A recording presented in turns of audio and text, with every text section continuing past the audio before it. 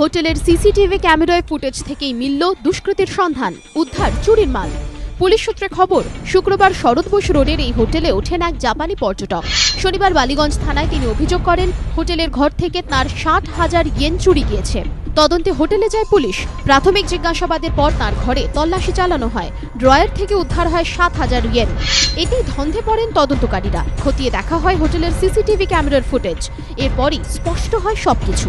Police সূত্রে খবর, শনিবার সকাল 9টায় হোটেল থেকে বেরোন ওই বিদেশি পর্যটক। এরপরই ডুপ্লিকেট চাবি দিয়ে তার ঘর খোলেন এক হোটেল কর্মী। সেই সময় ঘর লক না করে ফিরে গেলেও পরে আবার ঢোকেন তিনি। এরপরই হোটেল কর্মী লালু নস্করকে ধরে পুলিশ। তদন্তকারীদের দাবি, জিজ্ঞাসাবাদের মুখে অপরাধের কথা কবুল করেছে অভিযুক্ত।